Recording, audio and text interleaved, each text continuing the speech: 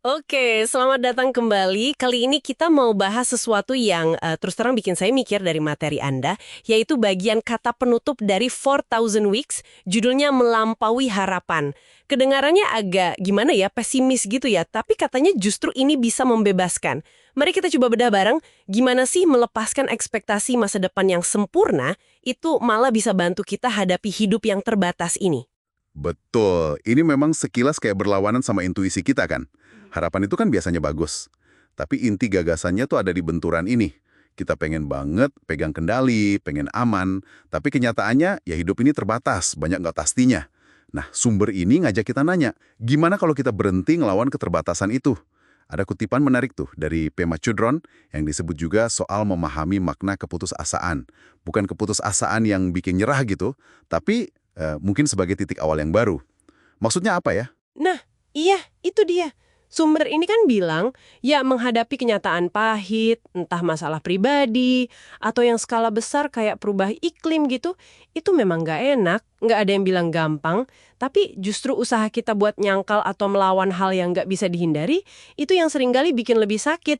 Malah ada penekanan kuat kalau banyak hal tuh emang udah nggak beres, bukan cuma ancaman nanti-nanti. Kayak ada kalimat, dunia udah rusak. Wah, itu lumayan frontal ya. Sebenarnya, ilusi. Nggak pernah benar-benar bisa kita genggam. Kayak kata Chodron lagi, meninggalkan harapan adalah sebuah penegasan, permulaan dari permulaan. Maksudnya, fokus kita jadi geser. Bukan lagi mikirin gimana caranya mastiin semua bakal oke nanti. Tapi lebih ke, oke, kondisinya sekarang begini nih. Terus apa yang mungkin saya lakukan? Tindakan apa yang paling berarti sekarang? Oke. Jadi ini bukan nyerah, tapi lebih ke, apa ya, realisme radikal gitu ya. Dan ini nyambung banget sama tema utama buku itu soal waktu kita yang cuma sekitar 4.000 minggu. Kalau kita terima, nggak semua bisa kita kerjain, nggak semua bisa kita benerin, malah jadi lega gitu. Sumbernya bilang kita jadi bebas fokus ke beberapa hal aja yang bener-bener penting buat kita. Daripada lumpuh karena mikirin masalah segede gaban, atau stres harus jadi superhero. Tepat sekali. Penerimaan ini justru ngasih energi. Dan ini nyambung juga sama konsep lain yang disinggung di materi Anda, soal semacam terapi ketidakberartian kosmik. Kedengarannya mungkin agak aneh ya, tapi intinya gini, sadar kalau peran kita ini kecil banget dalam skala alam semesta yang luas ini, itu bisa nenangin. Bukan buat bikin depresi, tapi buat ngelepasin beban ekspektasi yang nggak realistis. Bahwa kita harus jadi orang hebat, harus ninggalin warisan besar, atau harus sendirian benerin dunia. Oh, jadi dengan sadar kita nggak berarti-berarti amat itu kita malah bisa lebih jujur sama diri sendiri. Lebih otentik, bertindak dari posisi kita apa adanya, pakai apa yang kita punya sekarang, tanpa tekanan harus jadi luar biasa. Menarik sih, tapi nggak ada risiko jadi apatis gitu. Kalau kita terlalu nerima keterbatasan, terus jadi nggak mau usaha lagi. Gimana tuh? Pertanyaan bagus. Sumber ini ngegasin banget kalau ini bukan sikap pasif atau apatis. Justru sebaliknya, melepaskan kebutuhan akan jaminan hasil di masa depan, itu malah ngasih kita energi buat bertindak sekarang.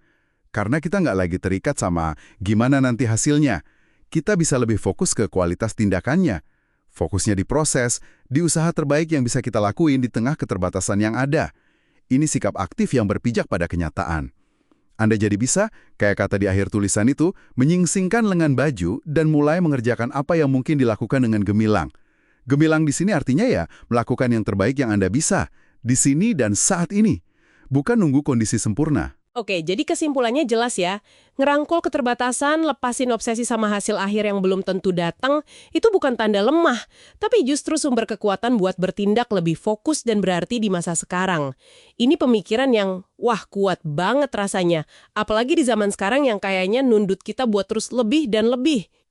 Bener banget. Dan sebagai penutup nih, ada satu pertanyaan reflektif dari sumber ini yang mungkin menarik buat Anda renungkan.